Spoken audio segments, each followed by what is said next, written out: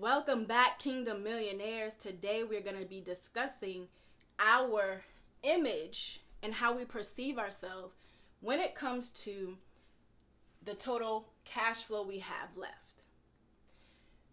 We have been learning on this channel that the total income minus your total outcome, so all the money coming in minus all the money going out or your expenses, equals your total cash flow, or how much cash you have in liquidity for the month.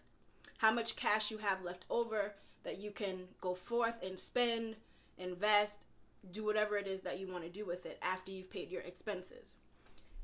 A lot of times we're in the negative. We make a certain amount of income. Our expenses usually exceed those things. And what happens is either our expenses and or purchases or things we need, we put on a credit card. And so you might expend $1,000 because that's what you brought in, but then this $200 you put on a credit card. In either fashion, you're still negative $200 in cash flow.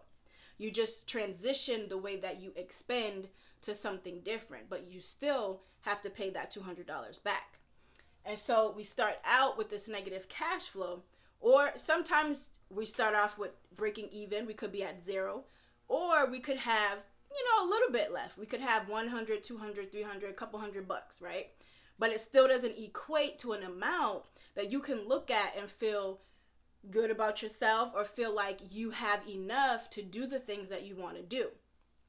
And so the question I have is, how are you perceiving yourself when you do this exercise and you receive your total cash flow amount? What does that make you think about yourself? How do you feel about yourself? What do you make this total cash flow amount mean as it relates to yourself, as it relates to God? Because we take thoughts about Him too, because we're in this place. What does it make you think? How does it make you feel? You have to sit with this stuff in order to work through it. If you're not aware of these things, how are you going to change what's going on? Right? And so, how are you perceiving yourself? This is a big question. I've been on a series with Genesis 1:26. We've been talking about the image, how we're made in God's image and after His likeness, or His nature, His attributes, His emotions, all of these things. And so oftentimes we're not seeing ourselves in the image that God said we have in Genesis 1:26. The biggest reason for this is that this amount, this value of this amount, is determined by man, by culture, by what's going on, if there's inflation or not inflation, or if you have a certain amount of money, that means you're quote unquote worth a certain amount. That means you can quote unquote buy certain things and do certain things that have a bigger value. And I want you to think about that for a moment, because those type of values are placed on those things by man. Those types of values are not placed on things because that's what God said the value of those things were. If I make $35,000 a year, what the world says is that I can afford these types of things. If I make $1 million a year, the world says I can afford these types of things. Typically, you won't find a person making $35,000 a year buying a lot of the things a person making $1 million buys. And so the value and who determines that worth and what you're able to do is created by man. However, we take that and we make it to mean something about ourselves. We make it to mean that we can't do certain things, partake in certain things, have certain things, enjoy certain things, etc. But that is not true. Because we don't operate Well, we're not supposed to operate. We do operate and flow with the culture, but we're not supposed to operate as the culture operates when it comes to creating wealth and creating our money. And so that is one of the major problems, is that we're going along with the world. If the world says, go to school for this amount of time, we go to school for that amount of time. If the world says, when you're done with this schooling process, this says that you can get this type of job. If you don't go to school, it says you can get this type of job. And we go into these jobs for the next 40, 50, 60 years of our lives. We don't even think about the purpose of God. We don't even think about the will of God for our lives, or what type of assignments that he has for us, or a calling in the kingdom. We don't think about any of that. We just go to work. If they say you go to get this type of degree, let's just say a general business degree, you can become a receptionist. The world says a receptionist, the amount that they should make is $35K, $40K, $50K, depending on the size of the company, right? God didn't come down and put those values. The world put those values. And so we look at those values and we make it mean something about ourselves. We make it mean something about God.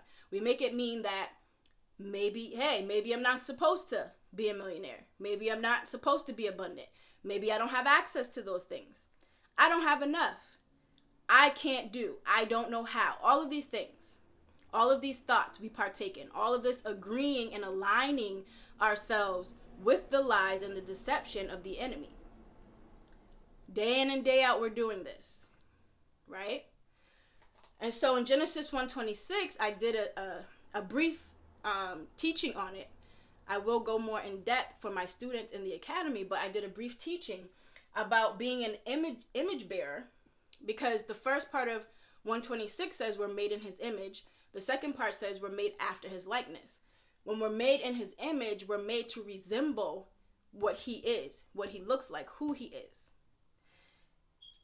That does not necessarily mean that because we have a physical body, God has a physical body and that's our image, right? What it means is that he's spirit, we're spirit.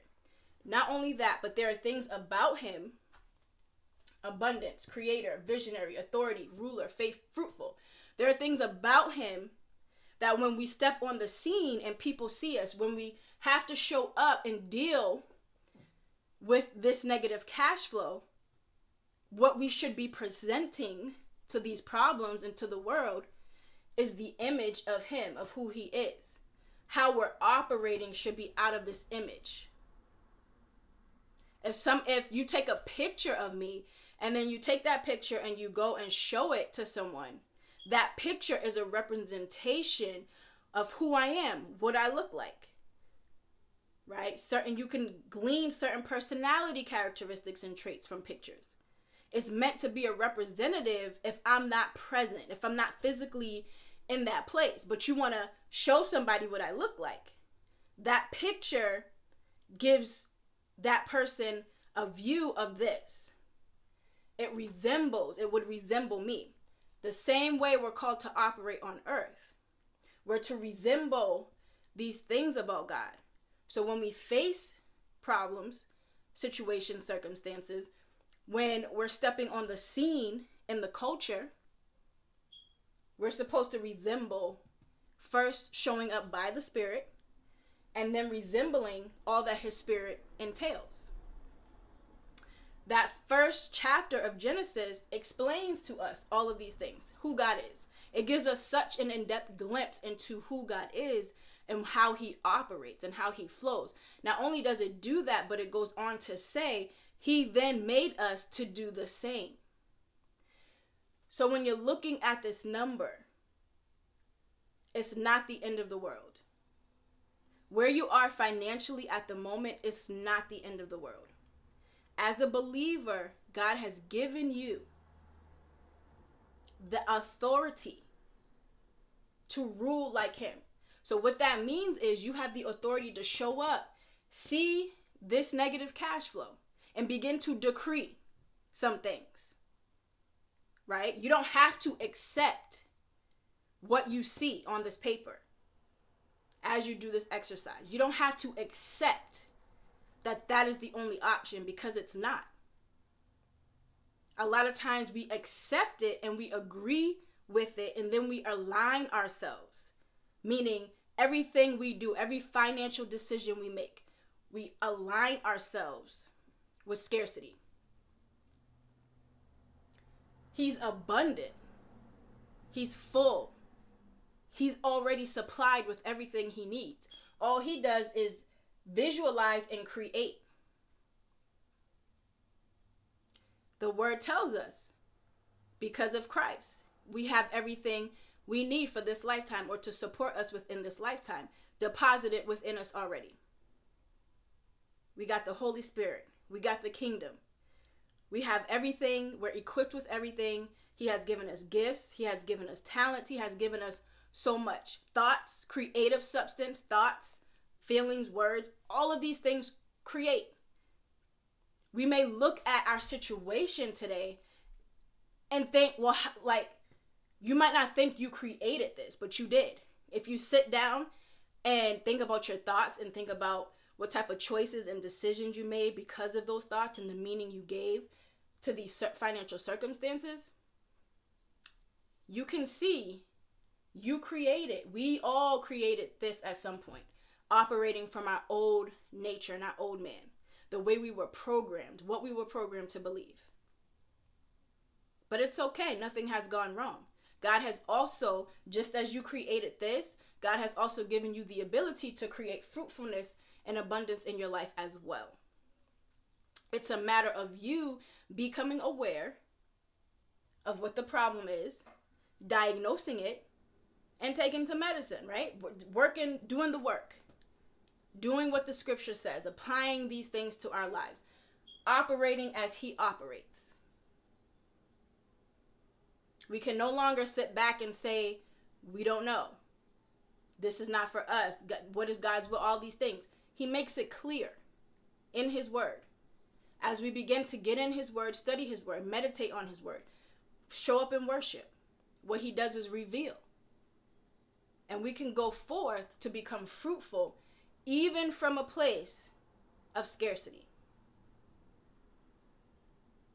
You have to want it bad enough to make a choice to change and to shift where you are. God is not going to come down and make you, because then that relinquishes the power of choice. He calls you to take the responsibility and to show up in a place of choice, to decide, I don't want this anymore. I don't want scarcity anymore. I recognize my identity as an image bearer. And I want the abundance that Christ said he came to give me in my life. Not just in eternity, but as I'm walking out this life on earth as well. Be blessed.